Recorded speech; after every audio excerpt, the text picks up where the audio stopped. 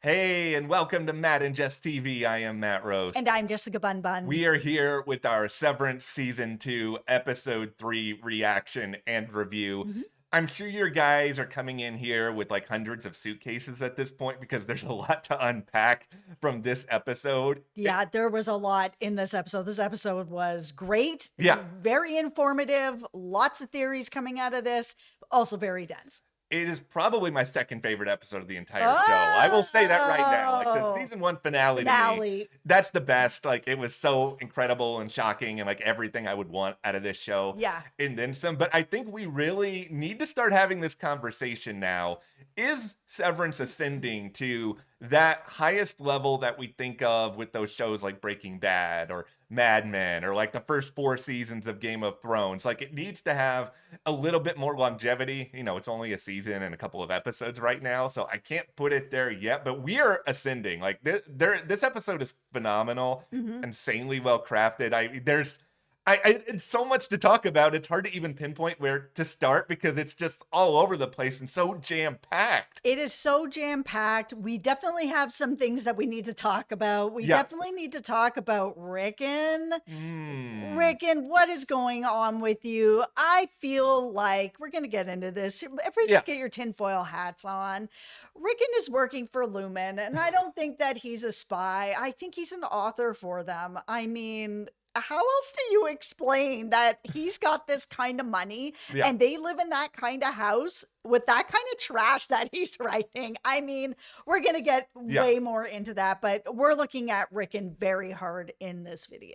All right, before we go further, hit that subscribe button because, yeah, we are going to be here through the rest of Severance Season 2 with a lot more reactions, reviews, a lot of theories. We already have theory videos up about the balloons and then also, of course, the big Cold Harbor mystery. You can check those out, but by subscribing, you guys help to support us to make these videos that we love to do so much for you. Thank you so much, everyone who has subscribed. All right. All right, let's talk about Ricken. Okay. So we know that he's an author. We know that his book is kind of drivel. Yeah. It's very sort of fluffy, Mhm. inspirational, self-help type feeling of, metaphors and all these different things that sound very much like Yeah. Miss Casey when you sit down with her and she's like, oh, your Audi loves Starlight. Your Audi can make a really great fried egg. Your Audi, loves Popeyes, whatever it is, right?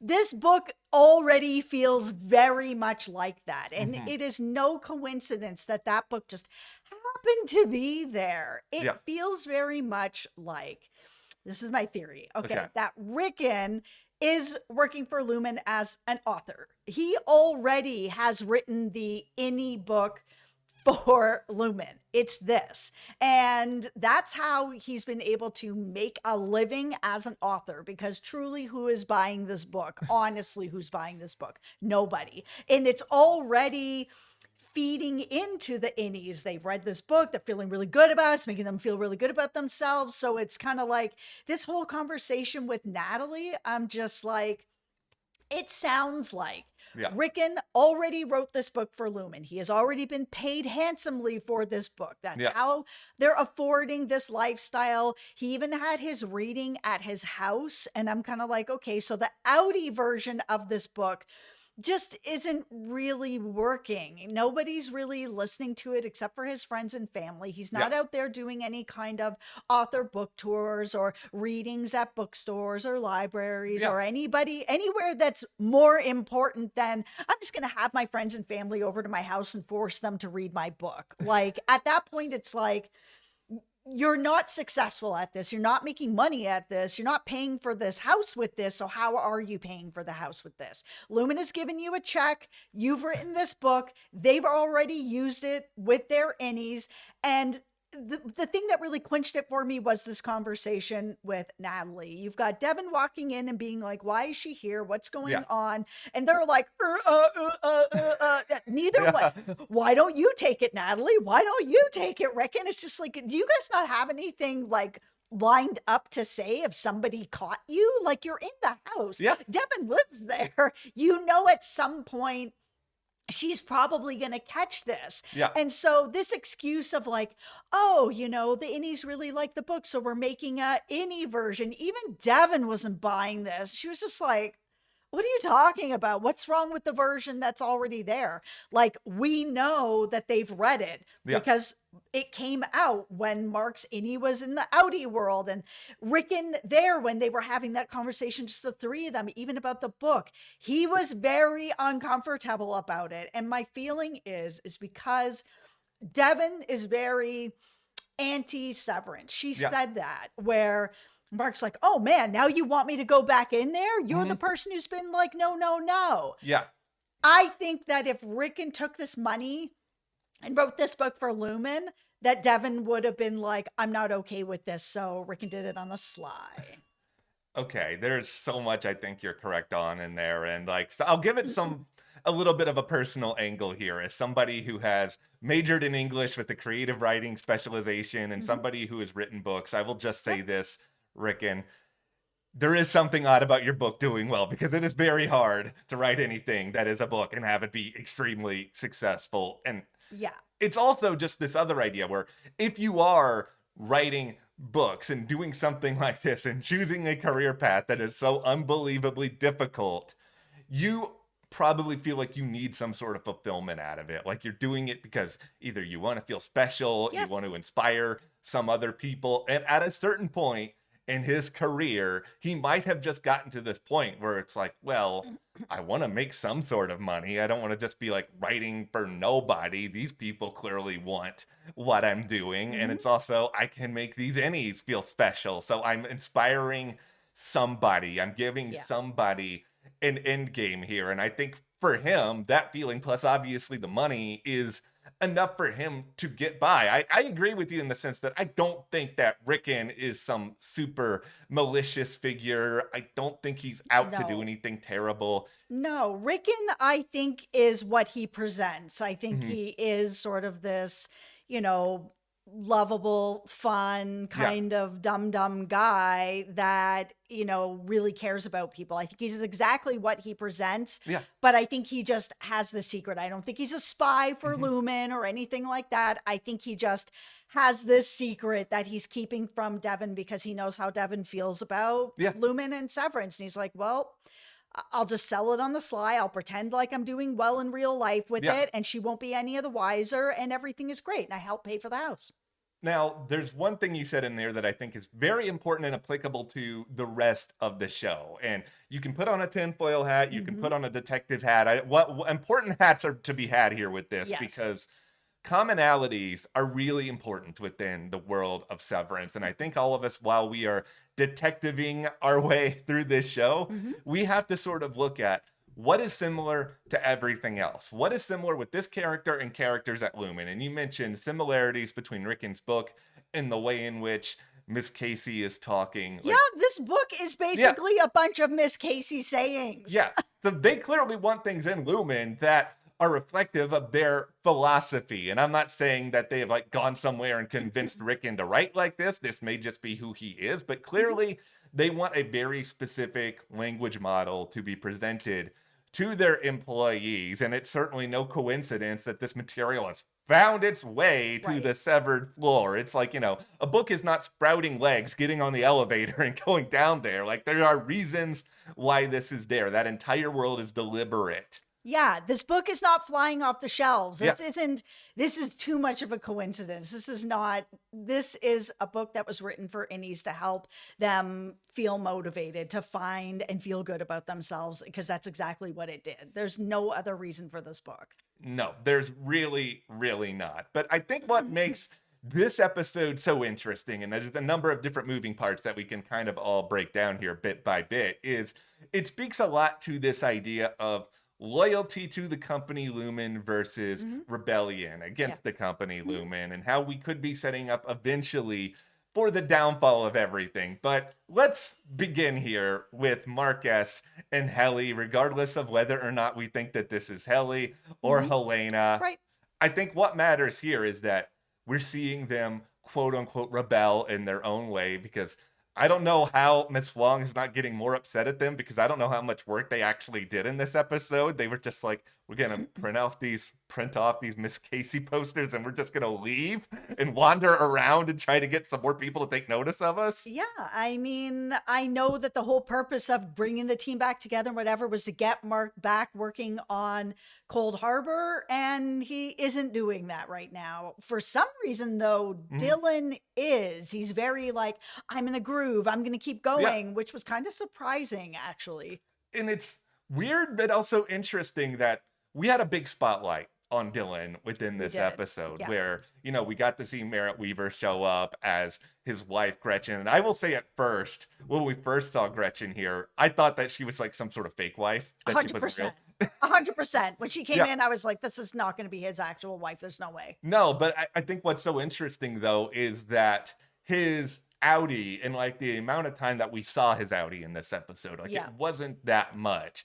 Didn't seem to be particularly happy or ambitious or have a lot of different things going on. No. It seems like his innie is almost sort of rebelling against his outer version in a way where maybe there's a little bit of commonality there, but he's actually finding some sort of fulfillment in maybe what he's doing because he doesn't really biologically know anything otherwise. Yeah, I mean, Dylan is good at his job in there and he is feeling fulfilled. He is the person who gets, you know, waffle rewards and, you know, he's getting this reward as well where he gets to see his Audi wife and he is doing well here, where Audi Dylan is not doing very well. He's been trying to find jobs. He can't. He's really down on himself. He's just not feeling that great about himself. And it seems like it is affecting his marriage, even when he went for that job with the doors and he was basically like, take a hint, you know, I'm not picking up the phone because it didn't go well. He's not treating her very well.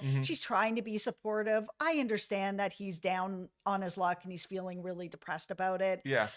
But, you know, it's still creating an environment at home that isn't that great. So are we, you know, what is the situation going to be now that they've actually allowed real Gretchen to go down and see this different version who is still the same man of her husband, who's feeling good, making some jokes, good at his job, feeling more positive, earning rewards. Like he's the same person, but the better version of himself.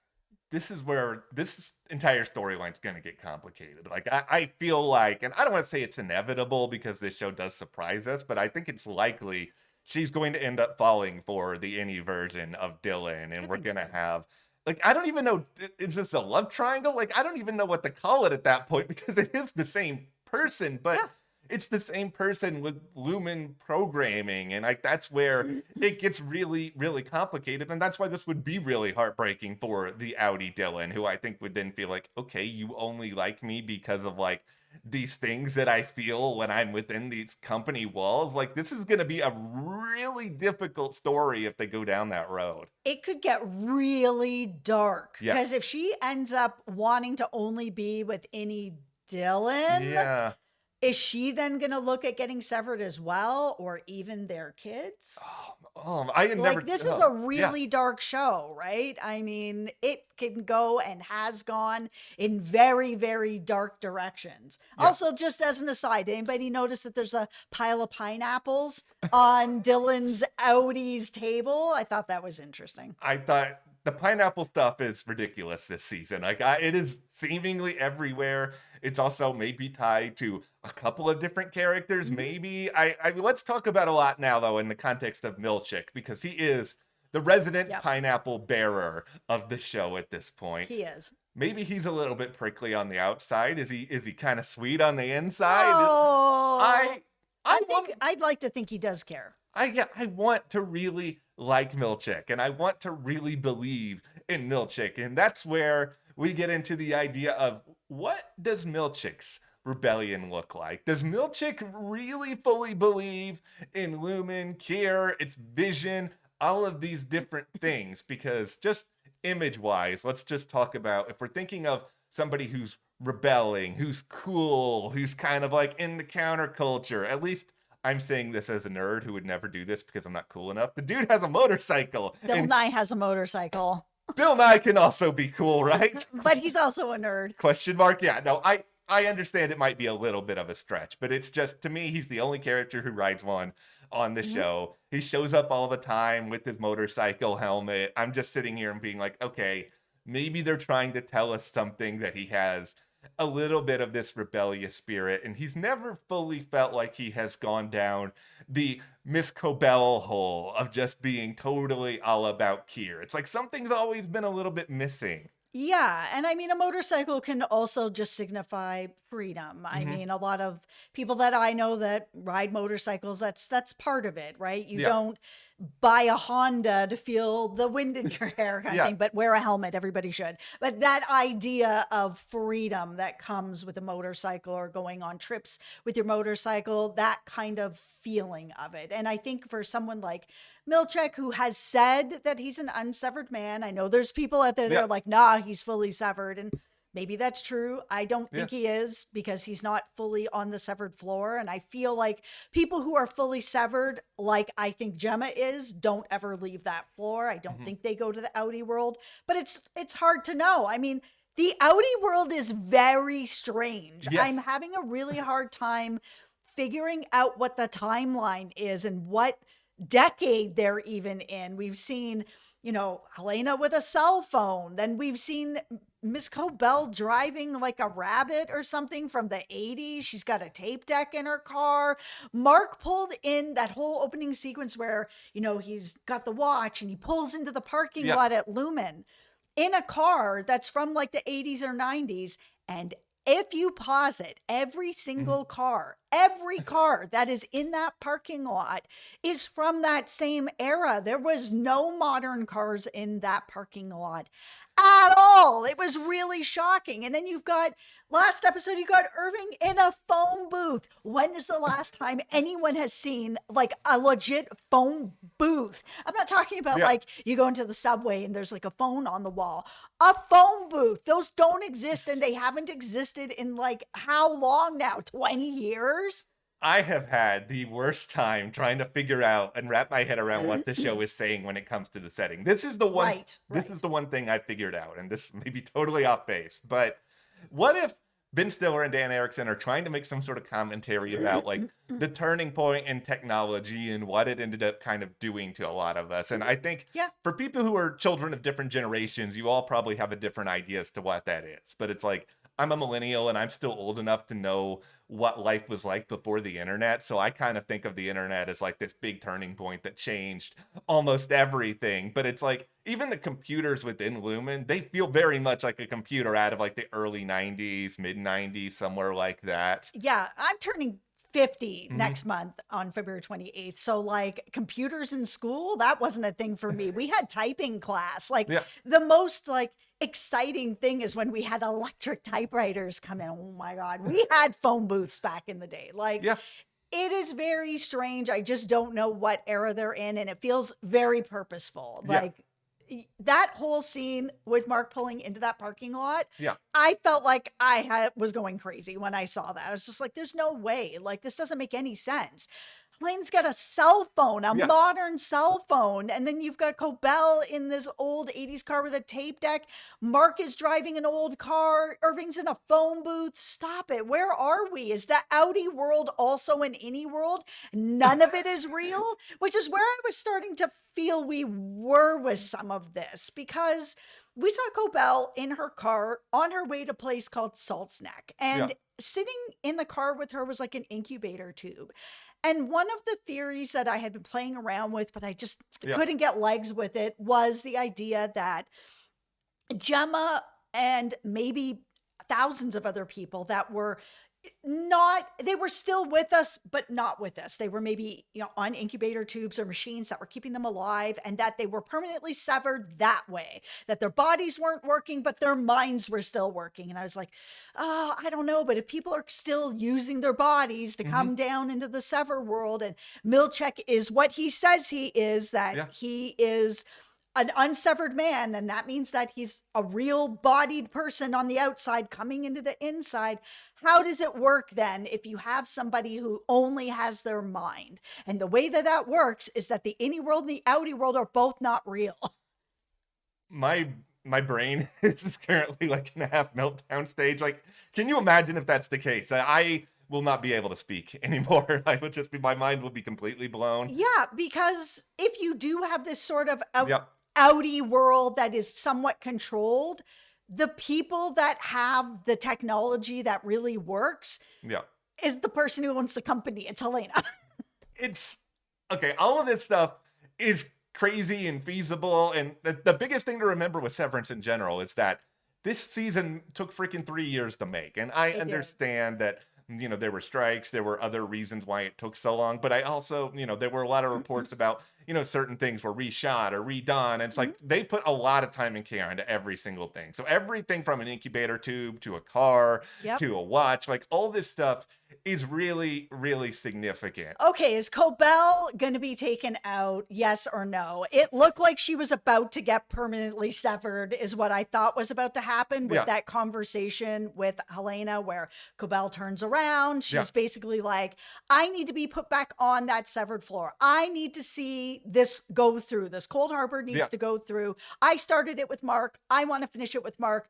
And you've got Helena basically being like, you've overestimated your hand here, like, and your contributions. And then finally Helena's like, let's all just go inside and have a talk. I'm like, oh no, they are going to take her out. They are going to permanently sever her. She is a problem. She knows too much. Helena knows it. Cobell knows it. And Cobell flees. Yeah. Is she going to be taken out, dead, or severed? What do you think? By end of season.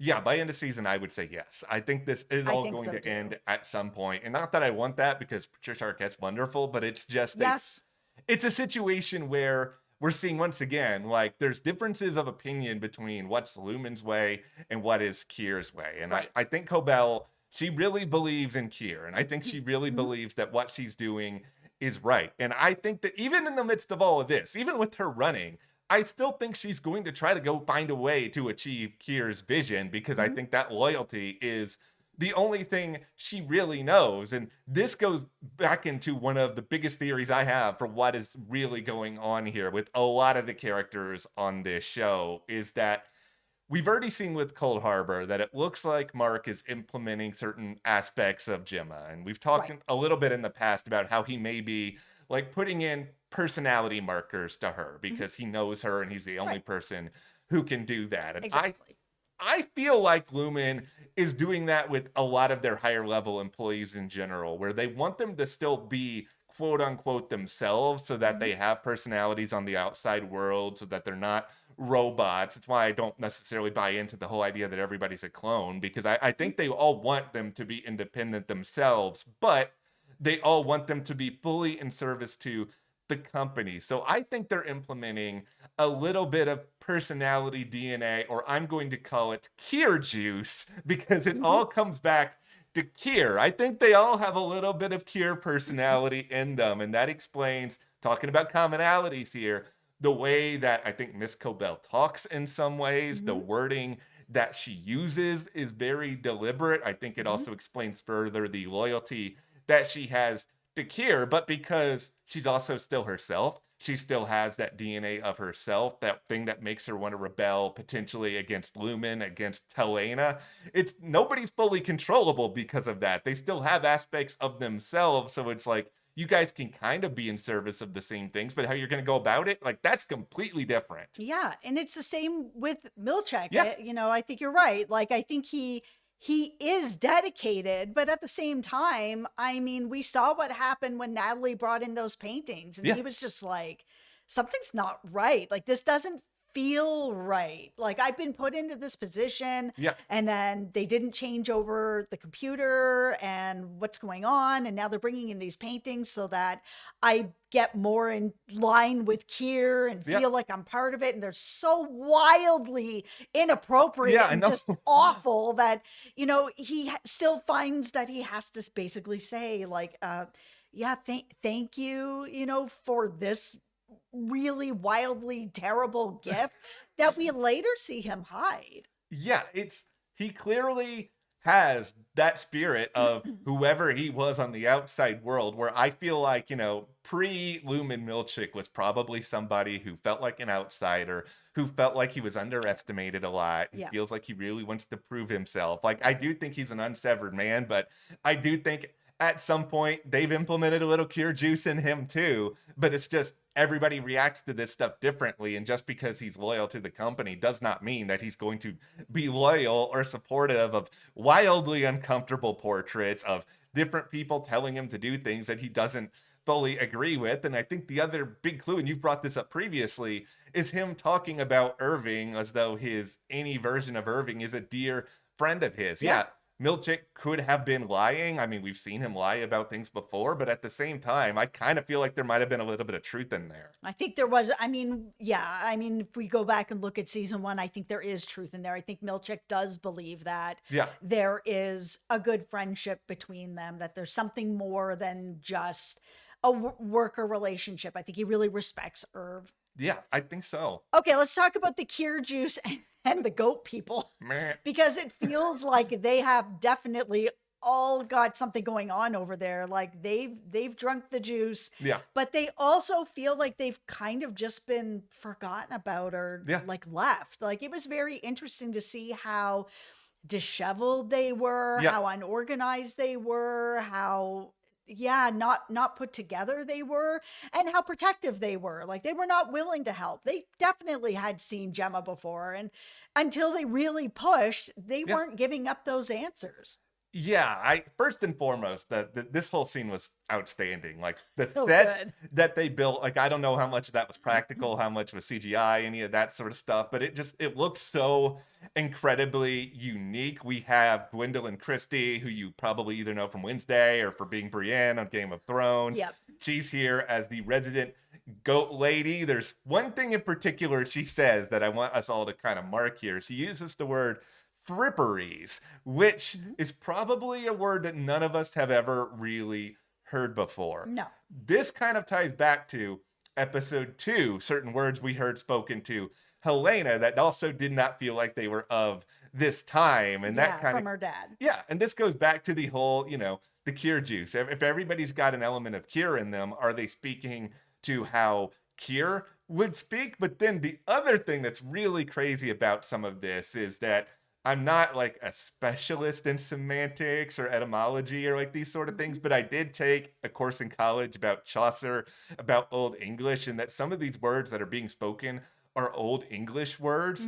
People in the 1860s, which is around when Lumon was founded, I don't know if they would be using these words then either. Like I've read a lot of text from that time period, and it kind of makes me wonder, okay, like Lumon may have been founded then, but was all this going on before that? Is Kier just sort of like another descendant of somebody who like started this? It's like going to the end of a video game. You think you're fighting the final boss, and then just some sort of giant monster comes and eats that final boss, and then you have to defeat them. Yeah, absolutely. It's all so crazy, and it's all interesting stuff to think about. Okay, let's talk about Irv. All right. And him having to go back to O&D and meeting up with Felicia and having this really emotional, heartfelt conversation about Bert. Yeah. Him with his book where he's like, every day I didn't see Bert. I drew a picture of him. I can't even express how deeply involved I am in this relationship. I'm not a person who's out here shipping people. You know, I like watching relationships on shows. I love love. So, for me, I really enjoy relationships and stuff like that on shows. But for whatever reason, I don't know if it's the actors, the writing, the fact that these two actors are friends outside of this show, and the chemistry has just come across as so comfortable and kind and loving. I am so deeply invested in this relationship that if they don't end up together in both worlds, they are going to break me apart. I will admit something about myself here. I do not get super invested in a lot of shipping or shipping universe, but the tragic romance thing always gets me. It always gets me. This is why I'm a big fan of FF7. It's why I'm a big fan of Severance. It's just like, I want these two to be together so much. I am so worried that they're going to rip my heart out. They've already ripping my heart out halfway, and yet here I am still thinking, and I could be totally wrong. There's no guarantee Severance is going to end with a happy ending for anybody, but it's just like, I feel like they're at least going to give these two characters like some element of happiness. Like they're so positive in a show that's so dark. That we just Listen, talked about the children getting severed. I don't know if anybody else is going to get anything, but it's just like, I'm just so invested in these two. Yeah, we didn't even talk about the idea that Miss Wong probably also has been given the cure juice at some point. Oh, absolutely. I also think that she's permanently severed on that floor. But okay, so let's talk about Felicia. Yeah. She had a chance to look through the book, and there's also this picture of the hallway with the red arrow. And she says that this is the exports hall. So this is something that Irv may or may not would have known about. He's been there a long time, so it's kind of hard to know if he's been severed, resevered, moved around, what's gone on with him yet. There's not enough information there. But she said that they used to send a lot of shipments there themselves. Yeah. But now they send a guy. So what happened there? Okay, so we have covered an Apple TV show in addition to Severance, Silo. And in the world of Silo, we have heard a lot about how there have been rebellions in the past in different places and whatever else. Like, I think it is insane for us to think that what's going on at MDR is the only rebellion that's happened in the world of Silo. Like, I mean, world of Severance. Like, you're right. Somebody probably did something, went rogue. Lumon was like, no. And then all of a sudden things are being controlled this way. Yeah, that now only Bob gets to go there and that's it. Okay, this is the most insane thing about this video. We have made it half an hour, and we have not even talked about Mark getting potentially reintegrated yet. Yeah, crazy. All right, let's get into it. All right, so Ragabi shows back up, and ultimately, like, we know a little bit about her history with Petey, her history with Lumon, her kind of being somebody who's helped to perfect the chip technology. Yes. All of this different stuff, but Mark is suddenly presented with this dilemma at this point, Audi Mark at least, where he's heard from his innie. Now it's like, okay, you know, Gemma, there's something going on here. And this is already something that he tried to avoid. And this is the whole reason he became an innie in the first place. But now that he's being approached with this idea, it's like, oh, maybe she's out there. Like, I can do something about it. I can see. I am not shocked at all that this guy has decided, like, okay, now I'm going to do this. I'm going to go for it. Absolutely. The minute that she was like, yeah, the last time I saw Gemma, she was at Lumon. Mark's just like, do it. I don't care. If it doesn't work, it doesn't work. If I lose myself, I lose myself. I don't care. I will do anything to see her again. And you're telling me that the last time you saw her, she was there? Yeah. Let's do it. Stick whatever you want in my brain. We'll go for it.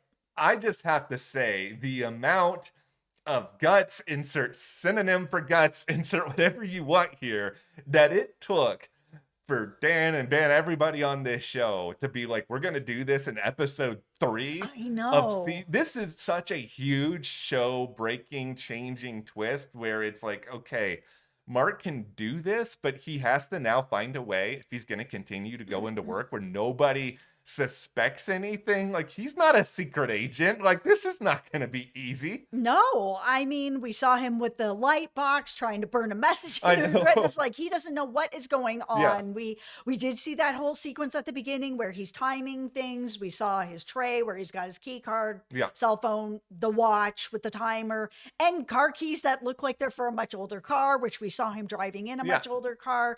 But is he really going to be able to pull this off? His innie and Audi are also very different. They do not feel the same. I just feel like this is going to go in a complete chaotic direction, and eventually it might lead, especially if the Helene/Helena theory is true. We're going to get the Spider-Man meme of the two of them pointing at each other with neither one of them really being their full any selves anymore. Let's go. Okay, before we do wrap this video up here, I have saved my moment of complete and utter silliness for the very end of this, because that music that's playing when we hear Petey's voice, we see, you know, Petey's voice. Yeah. Crazy. He's back. Like, you know, they've already used this music a little bit in some sneak previews for this season, but I'm a Toronto Raptors fan now, but I grew up a Mavs fan. And the thing How dare you? Listen, Toronto forever. They have a much cooler mascot. I mean, you got to give them that. But it's just like that music, though, that they're playing. And I know Ben Stiller's a really big Knicks fan. So if you're a Knicks fan, you can let me know in the comments if they use this music or not. But this music that they use at every Dallas Mavericks home game when they're doing the player introductions, the starting lineup. So while this is playing, I'm just getting so hyped, and I'm about to like stand up and being like, coming in at point guard, Mark S. I was just like, you end this episode. This is the greatest needle drop. I was losing my mind. It's probably why I like this episode so much. Because all of us basketball fans, when we were a kid, even if we were unathletic like me, we all have that vision of us being introduced in the starting lineup, ripping off the warm-up jacket. I was just so hyped.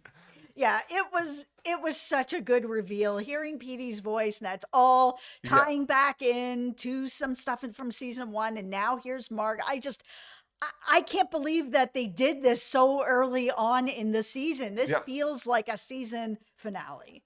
I'm having a great time. What can I say? This season is so good. I mean, next level. Best episode of the year. I know that's only been a month, so it's not saying that much, but all right. Hit that subscribe button so you guys don't miss any of our other reviews, theories, so much more about Severance. You can support us further by joining our Patreon. That link is in the description below. We are covering exclusively there Prime Target, another Apple TV Plus show we're really enjoying, and then also The Pit on Max. We'll see you here next time.